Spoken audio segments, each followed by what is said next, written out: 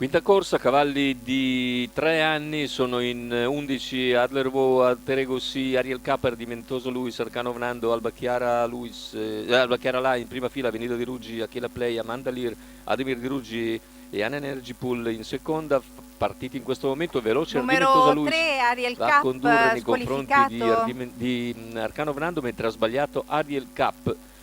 E così in vantaggio Ardimentosa Luis nei confronti di Arcano Nando e Adlervo. Numero 2, Ha sbagliato Alter anche Ego Alter SI, Ego, sì, mentre squalificato. all'esterno c'è An Energy Pool, però rimane lì.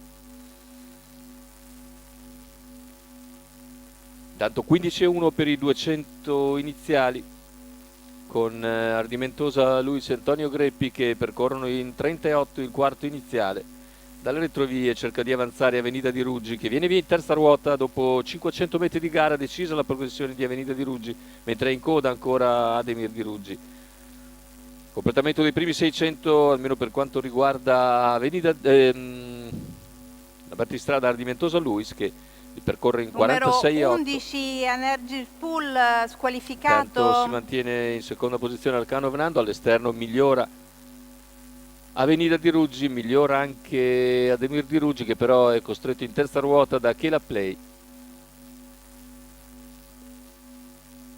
E così siamo al completamento del chilometro, percorso da Ardimentosa Luis in 1:16,7, a sempre in schiena Arcano Venando, poi Avenida di Ruggi, non riesce a progredire per il momento Ademir di Ruggi, cavalli a 450 dalla conclusione con Ardimentosa Luis leader, Arcano Venando che accenna a spostare all'esterno, questi due prendono vantaggio da Avenida di Ruggi, curva finale a metà della quale Ardimentosa riprende una lunghezza e mezzo di vantaggio su Arcano Venando, poi più indietro Avenida di Ruggi.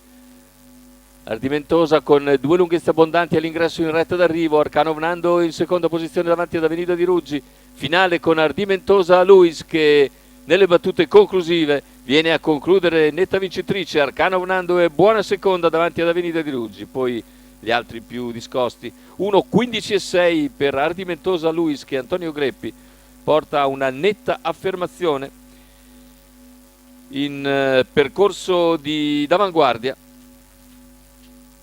Ritorna così alla vittoria Ardimentosa Luis, Antonio Greppi in sediolo ed Enrico Fiaschi al training, la quota al totalizzatore di 3,24. Buon secondo posto per Arcano Venando, al terzo chiude Avenida di Ruggi.